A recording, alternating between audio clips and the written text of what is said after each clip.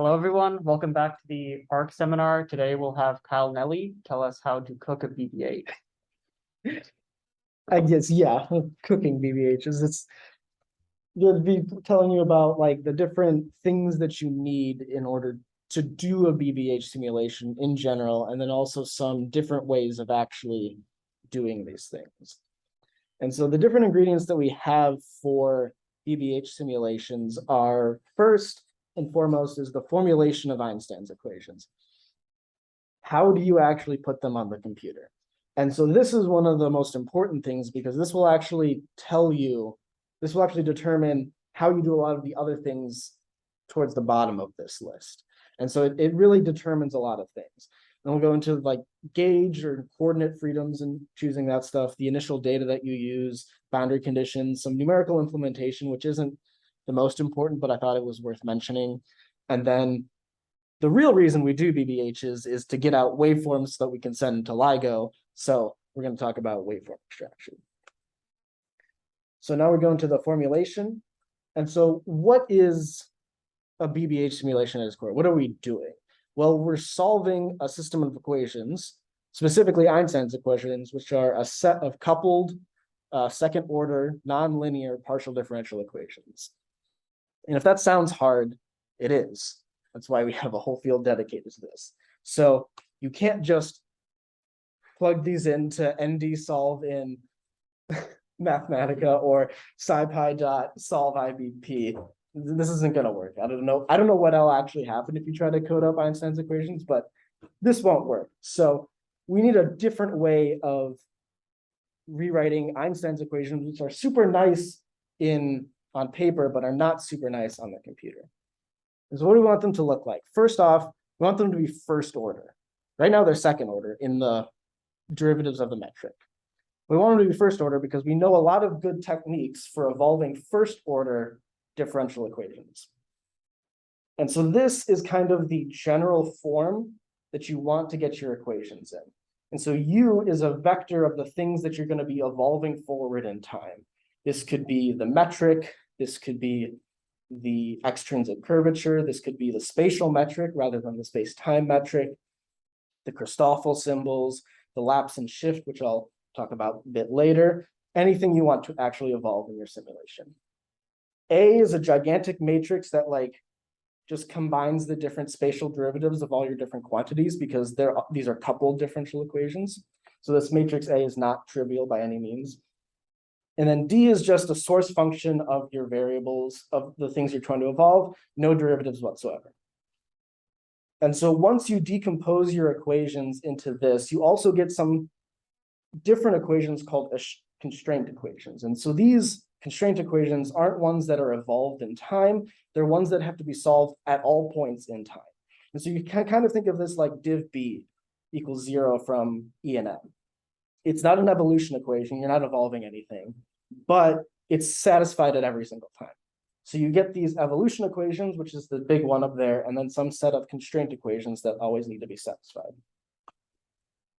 And so there are a couple different ways to do this, and throughout history, these are the order in which they kind of came in. The first one was ADM by Arnowit, Desner, Misner, and this is the same Misner as MTW. BSSN by these four guys. I think they each did this mostly on their own separately, and then they just happened to be at about the same time, so it became BSSN. Generalized harmonic, which is a different formulation, and then a family of ones called Z4, which I'll explain. So we're going to go into each one individually.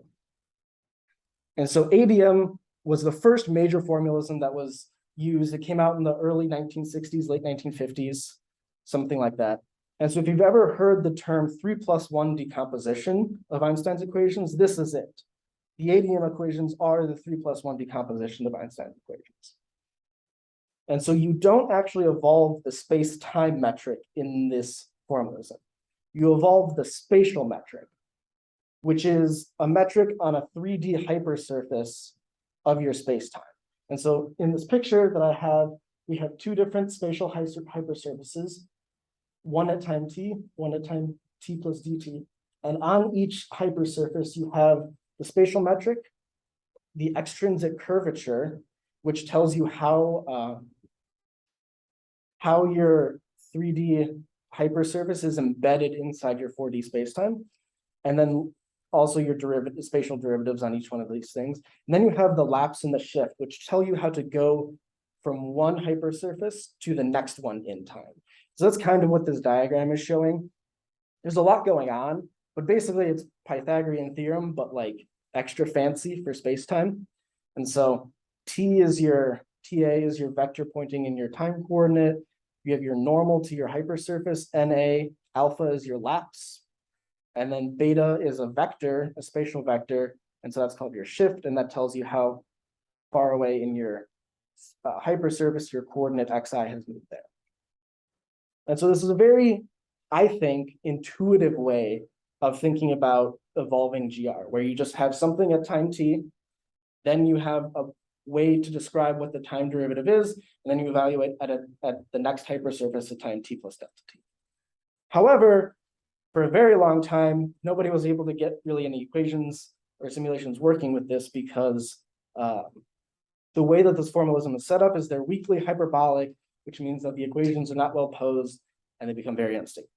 And so this was a big thing in the community. They're trying to get the equations to be stable and do that. So that leads us to our next formalism, which is the BSSM. And so this is very similar to the ADM decomposition. It's still a 3+1 decomposition of spacetime, so you have the spatial hypersurfaces.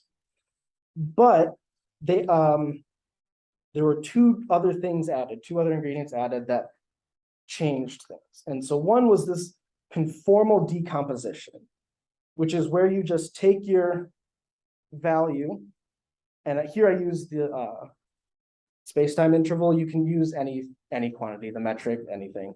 You multiply it by some scalar called the conformal factor, and this gives you a different factor. And so if you do this for several of the variables in 3+1, you get a bunch of different equations, but they're a bit nicer. And then also you add a new evolution variable. So before, I think there was this something that wasn't actually evolved in time. It was just calculated at each time, but now it's actually evolved. So it has a DT equation for it. And so now your hyperbolicity, which tells you if your equations will be stable or unstable, depends on your gauge choice, on your choice of coordinate system, which is a big step up. It went from never being stable to now sometimes being stable, which is an improvement, I guess.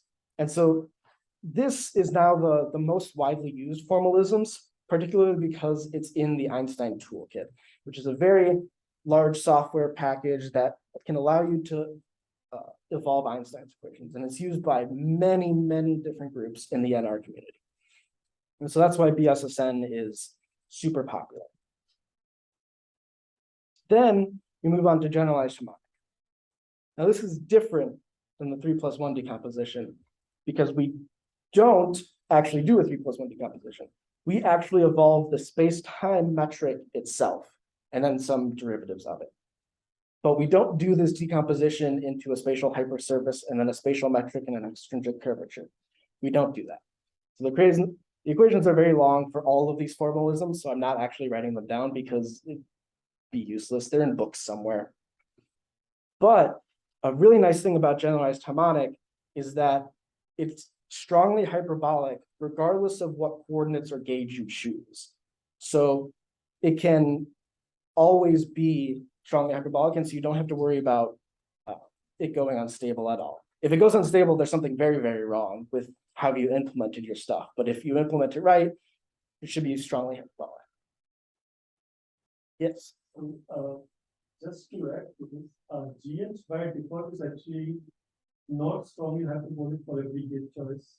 Oh. Yeah, so your gauge choices, you don't choose left and shift, you choose another variable.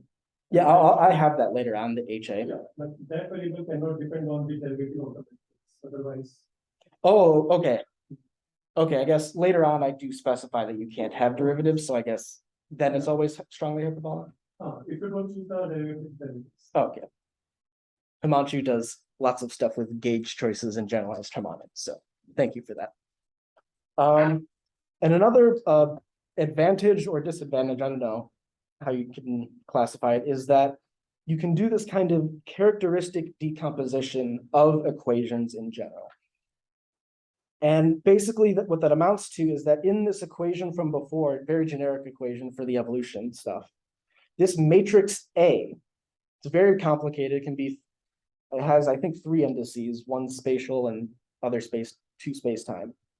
But if you take the left eigenvectors and values of this matrix, that corresponds to these kind of fields, this combination of your evolution variables that will propagate through your space-time. And so if you can look at these eigenvectors and the eigenvalues, they'll tell you stuff about whether the simulation will be hyperbolic, not hyperbolic, but if it'll evolve well and stuff. And so you can learn a lot about the equations if you have this decomposition. I don't know of a decomposition like this for the BSSN equations, particularly because I don't think anybody's ever done that. I don't know why, but nobody's ever actually done that. And so this is what we use in SXS, just FYI. So the last one that we're going to look at is the Z4 family of formulations. And so these ones are actually very similar to BSSN because they also use the 3+1 decomposition with the conformal decomposition of several of the variables. But now, in addition to doing conformal transformations on the evolution equations, you also can do some conformal transformations on the constraint equations that are have to be satisfied at all times. And now they become strongly hyperbolic, just like generalized harmonic. And so this is kind of like the best of both worlds in some way, because you can use what I say intuitive way of thinking about space-time, the 3+1, but then you can also get strong hyperbolicity, which is a really strong property of the generalized harmonic system. And so there's a lot of different actual formalisms of this, which is why I call this the Z4 family. So you have Z4, CCZ4, which stands for conformal and covariant Z4. You have Z4C, which I don't know what that stands for, and then FOCCZ4 is first order CCZ4. And so all these different things have papers and pluses and negatives, but just wanted to make you aware of the different ones in the Z4 family. Okay, and so now we move on to our gauge choice. And so your formalism basically will determine more or less what kind of gauge you will use. And so first off, I started with the generalized harmonic gauge. And so one of the most basic gauges that you can choose in this is something called harmonic coordinates, harmonic gauge. And the reason it's called that is because of this left equation, where you take your coordinates and just act on them with this space-time wave operator, and you set equal to 0. And that's where it gets the name harmonic, from the harmonic coordinates. But it turns out that if you do this condition right here implies that this quantity, the Christoffel symbols times the metric, which we define as just capital gamma A, is also 0. Cool, but not super helpful in our case because it's just 0. But what we found out is that instead of setting this gamma A to 0, you can set it to some function called HA. And this is a function of your time, spatial coordinates, and the metric, but not the derivatives of the metric like Hamachi just said. Thank you. And so this is what we call the generalized harmonic coordinates. And so this function HA, as long as it's just a function of these things, can be almost anything you want. I think it can be anything you want. There are some better and worse choices depending on time steppers and actual like numerical things that you want to do. But for physics and math purposes, you can choose anything you want. A small / big downside of generalized harmonic coordinates is that you still have physical singularities in your system. So this doesn't get rid of them, so you still have to deal with them somehow. Otherwise, you won't be able to evolve anything because computers don't like infinities, and so you can't do it. And so the way that we do this in our group is we use something called excision, where you basically are just like, this part of the domain is bad because there's a singularity. Well, maybe I just won't include that in my domain. I'll just cut it out. And that's what you do. It's very hard to do, but that's what you do. You just cut it out of your domain. Moving on to the BSSN gauge. Before you go on, so Yes. how, like, so you say you can pick anything for age, but how actually practically do you pick age? At when they first started out doing this, I don't know, maybe trial and error. But so what about, like, is it like dependent on the geometry or something I like don't know, that? Himanshu, do you have a good? So the current version that we are using is sort of based on my intuition, it's sort of on parameter, but there's no like, yeah, there's no direct way of visualizing it. Do you know the analytic function that we use? Yeah. it's Is it very complicated? actually. The issue is that this choice of HL, I think Nicholas wants to understand like what it means physically in something. And well, It's, yeah, in terms of labs and shit, it's very complicated. So. yeah, so there is a correlation between this gauge function and a lapse and a shift, which I was gonna get to in the 3+1 decomposition. But there is a relation, but it's super complicated and it's not known analytically what it's gonna be.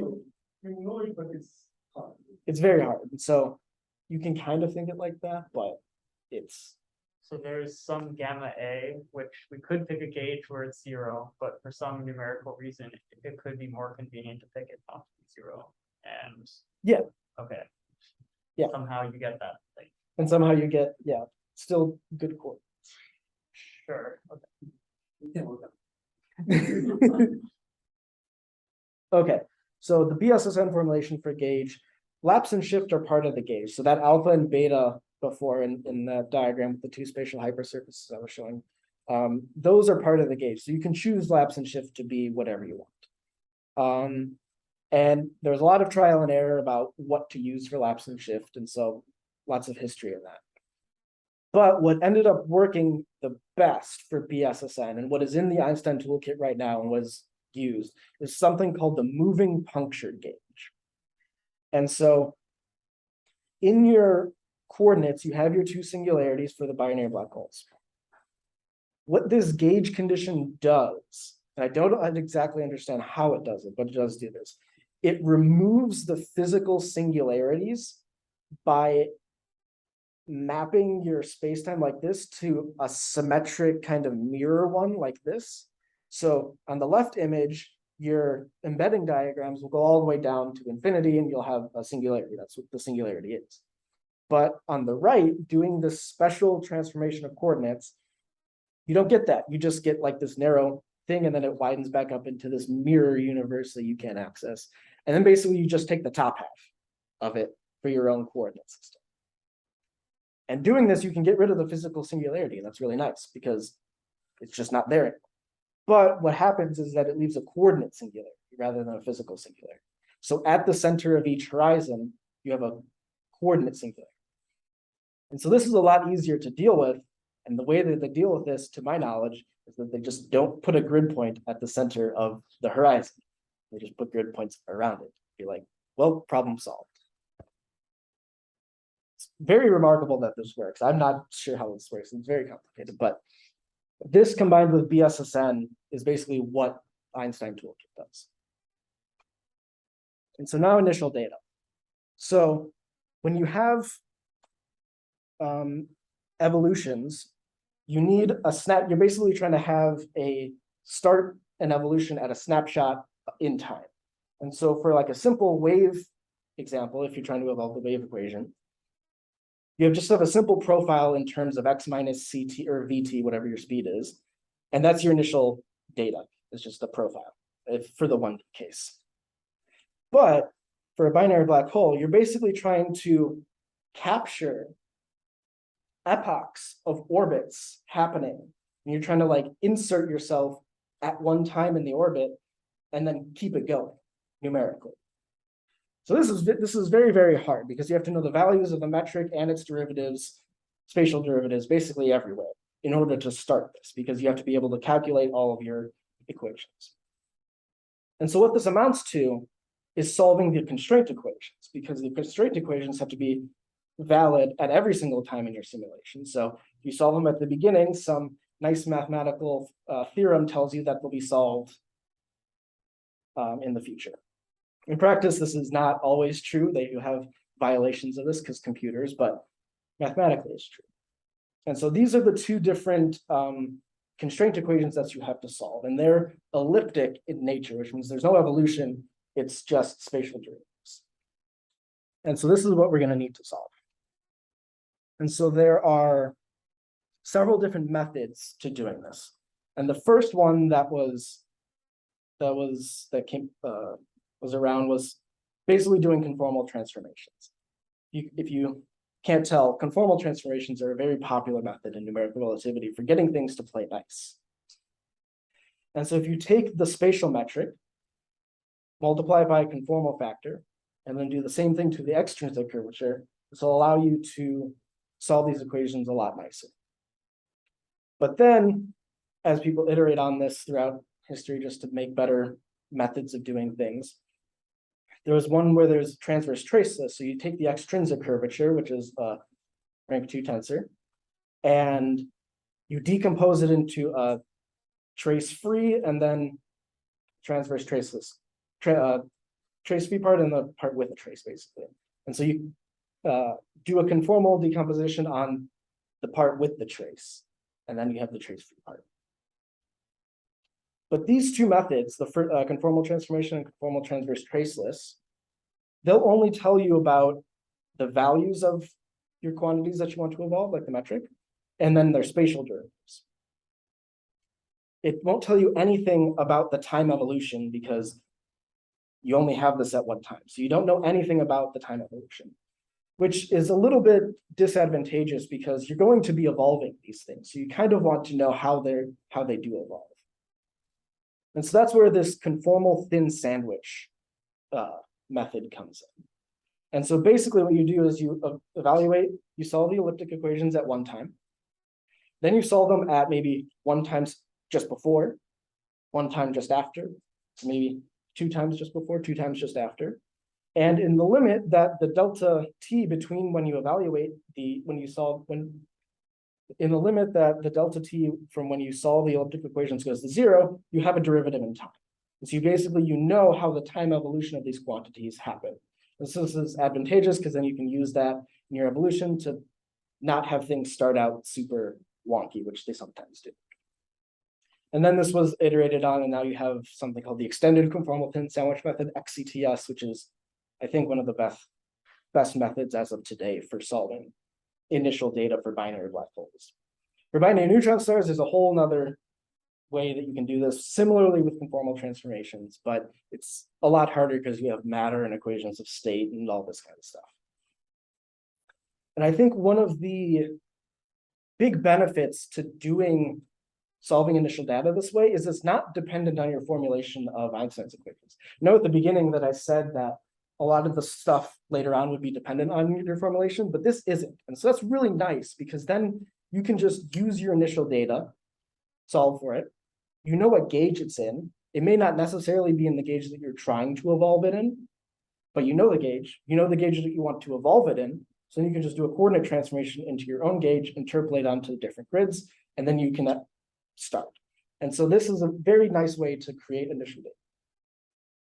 Also, in general, for elliptic equations, the way that you solve them is using an iterative approach. So you do solve at one time with an initial guess. A lot of times for binary black hole initial data, you actually guess just the Minkowski metric. Then you have a conformal factor. And then you iterate on it maybe like 7, 8 times and use the output of the before iteration as your input the next iteration, and then eventually you get down to some nice binary black hole initial data. Yes. So for the smaller before, so you mentioned that the CTS method is given time to spatial metric. But shouldn't it given by in terms of extrinsic curvature? So extrinsic curvature is time derivative of spatial metric. That's what we see from ADM equations, right? The extrinsic is time derivative. Yeah. Probably, yeah. I think. I'm not sure. I don't know the 3+1 equations that well because I don't use them that much. So I don't know, I can't answer your question. We can look at them. I have my book at home that has all this stuff. And so one last somewhat cool thing about the initial data solves like this, solving the constraint equations, is superposition, yes, but kind of, not really. So this is the kind of conformal transformation that you can do with your space-time metric is your conformal metric, conformal factor, and then your actual spatial metric that you use. And so when you plug this into your constraint equations, into your elliptic equations, and solve and expand it out with psi, you get that there's this Laplacian operator of just psi. And so it turns out for head-on binary black hole initial data, so black holes starting from rest that just move toward each other, this ... here is actually 0. So you can just add as many black holes, like as many psis as you want from individual black holes. You can solve this for the Schwarzschild case, and then just keep adding them for binary black holes. And so that's really cool for superposition, because you wouldn't think that these nonlinear equations, you'd be able to add initial data like this to get initial data for binary black holes. But you can't. However, if you want to do an in-spiral now with orbiting and maybe some spin and everything, this ... is no longer 0. So you can't like technically do superposition, but the general scheme of solving differential equations is you can solve for the homogeneous part where it is 0, and then you have another solution for the non-homogeneous part. And so you can actually still use the homogeneous part by just adding 2 Schwarzschild solutions to this, and then you have to do some extra stuff. So that's why it's like kind of superposition, kind of not. But still, I think a very cool feature of initial data and the elliptic equations that you wouldn't think would be there. And so that's initial data. Now we move on to boundary conditions. So boundary conditions are hard. I do not like boundary conditions. So the reason that we have boundary conditions on your equations is in general, like you just need boundary equations for your evolution equations. Like if you're evolving the wave equation in a box, you need to know how the wave moves out of the box and then how the wave moves into the box. So essentially what boundary conditions are trying to do is tell you about how the solution to your equations will act outside of your domain where you don't have any information. But you still need to like kind of know some information about it, because what if stuff was coming into your domain? You wouldn't actually know because you're not evolving anything outside your domain. But then you also want things to leave your domain sometimes. So you need to take that into account. And it's all pretty hard. And so if you get it wrong, there can be a lot of reflections. And so waves of quantities can propagate through your domain and then bounce off the boundary of your domain and then come back in. And then it can mess up your solution because that's not correct. You shouldn't have these waves bouncing off an artificial boundary. And so here I listed some different kinds of boundary conditions that you can use. And these are just like general names. These are not anything technical, but you have an outflow boundary condition where if you have a characteristic decomposition like we have in generalized harmonic, you can ensure that the characteristic speeds, the eigenvalues of that big matrix A from before, are going outwards. And so that's very nice when you have a quantity that you want to be going outwards, you can enforce that it is with these boundary conditions. You have constraint preserving. I didn't really mention constraints before, but basically when you solve the wave equation on a computer, you have partial t squared of psi minus partial x squared of psi equals 0. It's not actually 0 on a computer because you have errors. And so if it's not actually 0, you can get this kind of runaway effect when you try to integrate it, and that's bad. So what you can do is you can kind of add a term that's proportional to partial t squared minus partial x squared into your term, call it c, and then actually evolve the constraint. And so you can damp out this constraint, you can damp out the error that you get from the numerical stuff, and then keep your simulation very nice. And so there's boundary conditions that you can have that will take this constraint violation, how much your equation differs from the analytical stuff, and then propagate those violations away out of your domain. So these are very nice so that in binary black hole simulations, oftentimes we have this phase called the junk phase, where your constraints aren't really satisfied that well, but everything's propagating away, so you can just move it away out of your domain. Then you have a gauge boundary condition where maybe your gauge is doing something and you want it to do something specific at the boundary, maybe like the gauge perturbation from the initial junk stuff you want to go away, so you can have that out there. Physical, kind of the opposite of outflow.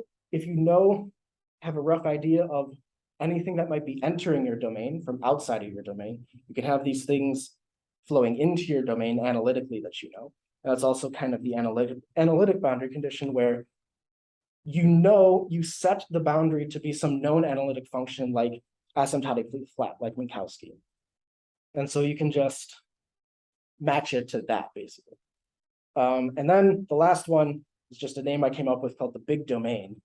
And so if you're worried about boundary conditions and they're very hard to implement and you're getting stressed, you basically just take your domain and make it really, really, really big so that any violation that you get can't bounce off a boundary because the boundary is so much bigger than the light crossing time of your system.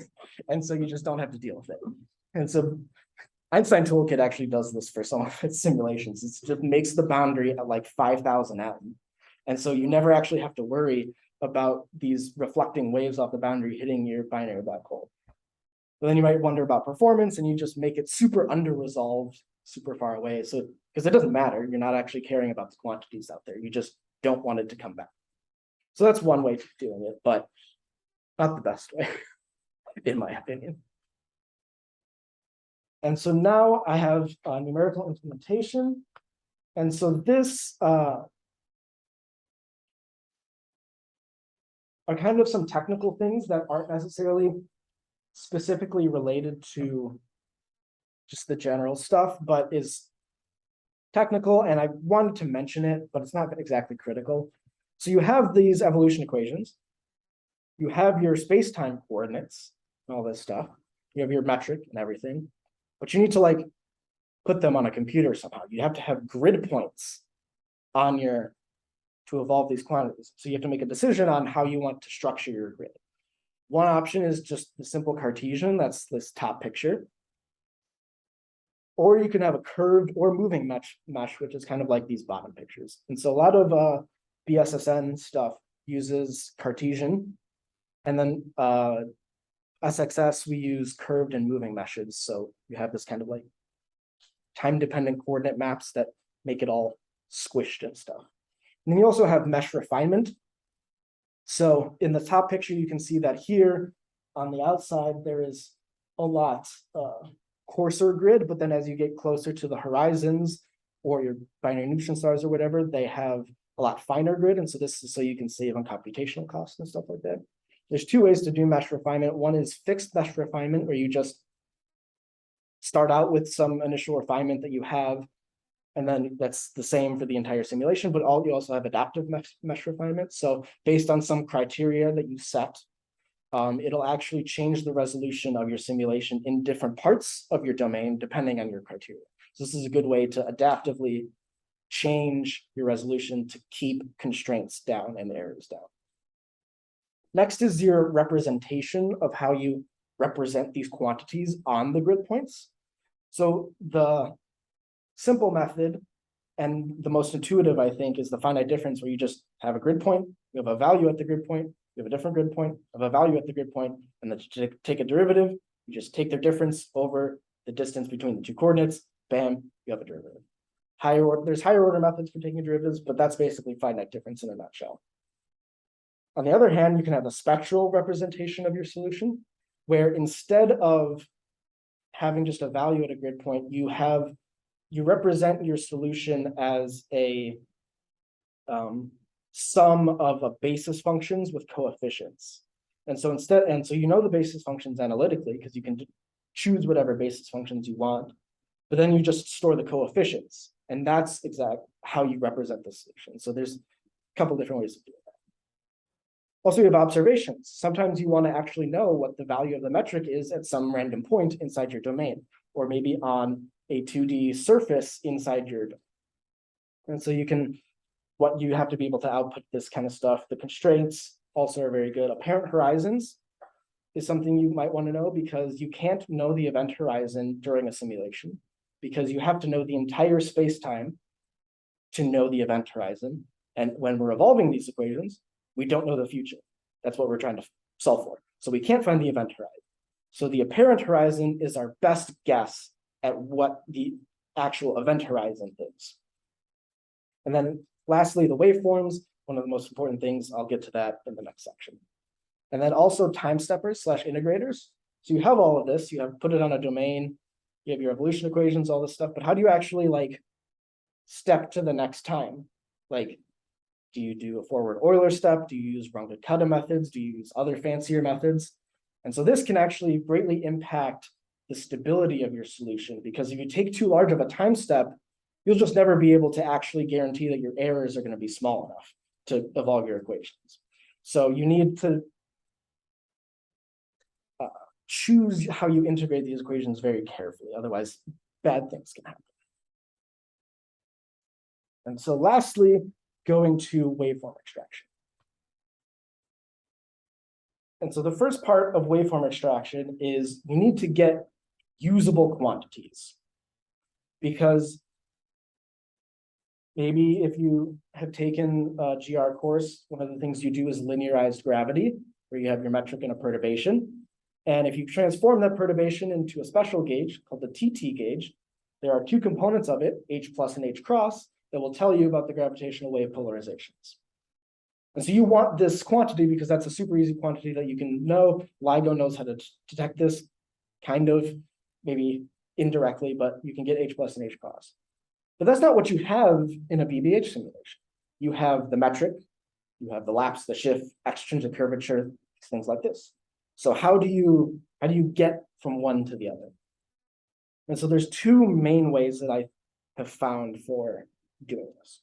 First one is called Newman-Penrose. So from the Weil tensor, which is the trace-free part of the Riemann curvature tensor, I believe. If you can form these 5 scalar values from this Weil tensor, they're called the Weil scalars. They're very accurately named size 0, 1, 2, 3, and 4. And so specifically, this psi 4 is the second time derivative of H plus and H cross, one in the real part, one in the imaginary part. And so this is a very nice way of directly reading off H plus and H cross from your evolved quantities. And so, yeah, that's all. Second is something called the Moncrief formalism. And so you take, you write your metric as, again, like a perturbation, like you have in linearized gravity, except your regular metric is the Schwarzschild when you have a perturbation. And then you have these kind of even and odd parity parts of your perturbation that you can write in this summation form. And then you can construct H plus and H cross from these even and odd parity forms. I don't really know how. The equations look very complicated, so I did not write them down here, but I believe other people have done it, so I believe it works. So what would be the advantages or disadvantages doing that? I mean, advantages to doing that. They're just different methods. I think,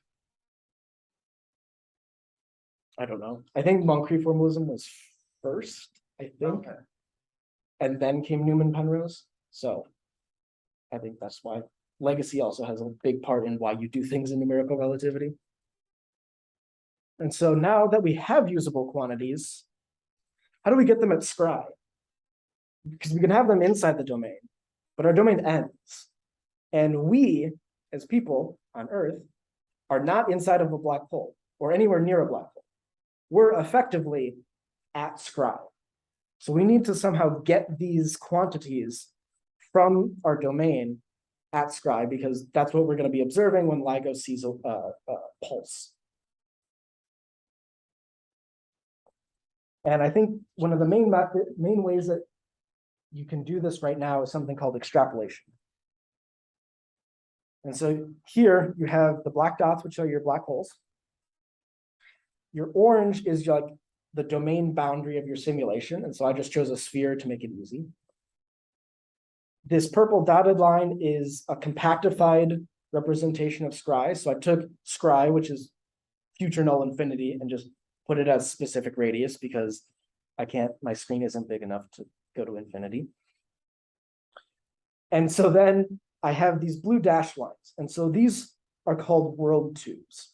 And the reason they're called world tubes is if you remember from GR class, you have maybe a diagram where you have time on the y-axis and space on the x-axis, and you have a point, and the point can travel through a world line. And so speed of light is a cone on the world line graph like this. So instead of just having a point and having a world line, you have a group of points, and you can kind of, if you can mesh 3D and 4D manifolds in your mind, think of a sphere moving through the time as kind of a tube. And so that's kind of what the world tubes represent. And so what you can do is you can calculate these quantities at different world tube radii and just use extrapolation. So extrapolate them all the way out to scry. So that's one of the main ways that we currently get these values at scry. And so what the output of this actually is pretty nice, because apparently, I was told this by other people, I'm not exactly positive, is that the frame that you get these quantities in at scry looks a lot like what you would expect a waveform to look like, but that's not always, that doesn't have to be the case, because the thing at scry is in a different coordinate system than what your coordinate system is inside your strong field. So you have to do coordinate transformations, usually once you get them to scry. The second way of doing this is something called Cauchy characteristic extraction. And so this is a fairly new method of getting your waveform data out at scry. And so here we have something called the Cauchy domain. That's just your BBH. The formalism is more general than just BBHs. So Cauchy represents your BBH domain. And so these are your black holes in spiraling. This vertical black line is the world tube, kind of the same thing that we saw in the extrapolation case. And this diagonal line is something called like this green region is called a Cauchy domain. And so it's actually a domain. You have grid points. And this diagonal black line is scry. And so we've compactified scry to a specific point, a specific radius. And so you have grid points all along this bottom diagonal line that represent your domain. And you need to have initial data for what you have, for the characteristic thing. And what happens is that you actually evolve the domain from your world tube to all the way out to scry. You evolve it in time. You evolve the quantities that you have. And so the same way that we need boundary conditions for the BBH domain for your Cauchy evolution, you need boundary conditions for your CCE evolution. And so this world tube is your boundary conditions. You take quantities like your metric and stuff from your BBH simulation and use that as inner boundary conditions for your CCE domain. And then using that, you can evolve it in time. And because it's a domain, you have the point at scry, so you can just read off the value at scry after you do a different domain. So you're literally doing two different evolutions. You're solving two different set of evolution equations simultaneously. And so this way is a way to get your data all the way out at scry. It's fairly new and fairly cool. Ask Sajanma if you want to know more about this, because this is basically my extent of the knowledge of it. And I probably didn't do an amazing job of explaining it. But yeah, now you're ready to cook up some BBHs. All you need is these 6 ingredients. Thanks.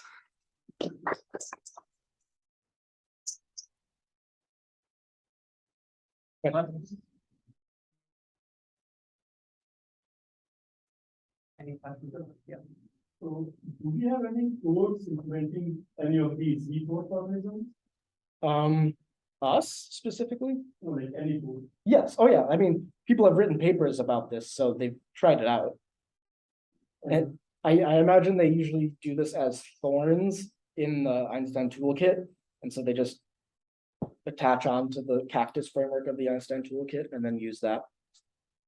So, as in like, have people actually calculated waveforms and stuff, or have they just taken some simple initial waveform? But, That I don't know. I think people probably have done evolutions and gotten waveforms out using this formalism because we have in Spectre, at least, we have an implementation of this. We don't use it currently, but we have it.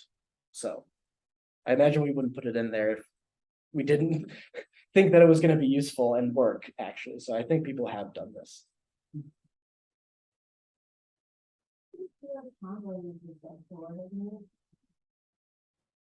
Baby George number is the same. That's baby Geo. Overall, something. I don't know what Chambo used. I forget. But I already forgot. I shouldn't have, but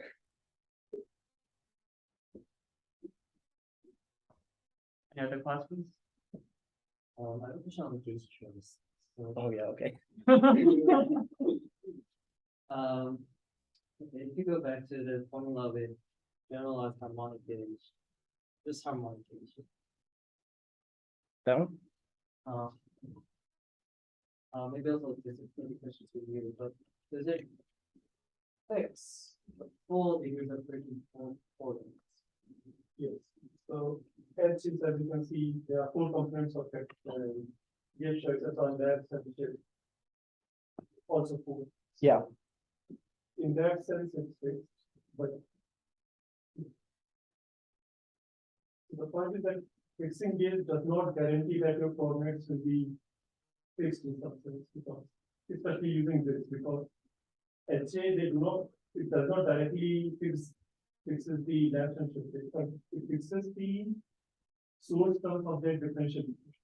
Setting them to 0 will give you like wavy coordinates of the really good. So yeah, you like choosing HA does not directly fixes your X, as you can see. Yeah, it's technically differential equation. So I just thought for differential equation shouldn't fix for scalar quantity. You fix their evolution, not their exact value. So that's what I mean, right? You don't have to worry about that when you're trying to compute the integral. Yeah, but I don't think it's recorded in the initial. You use your own gauge and a different gauge. Yeah, you said it kind of, Just whatever you want. Yeah, it's whatever. you have to be careful when you try to evolve it, but you're going from one gauge to another gauge, and you cannot just, I mean, mathematically, you can technically change it, but numerically, you have to go slowly.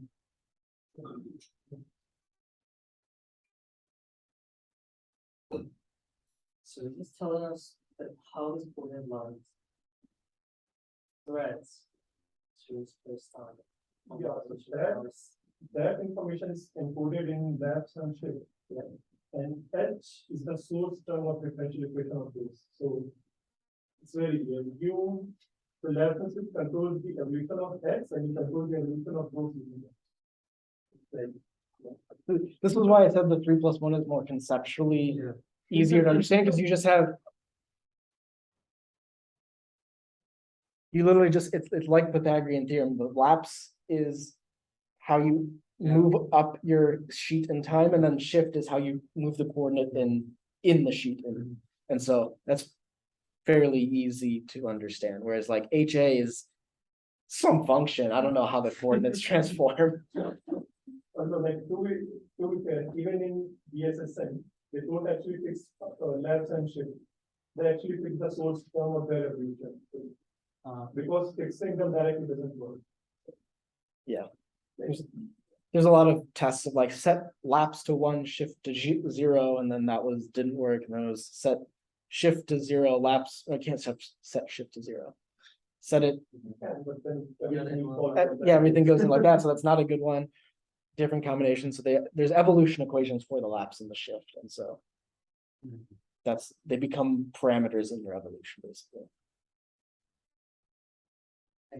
Yes. Any other questions? If not, let's thank Kyle again.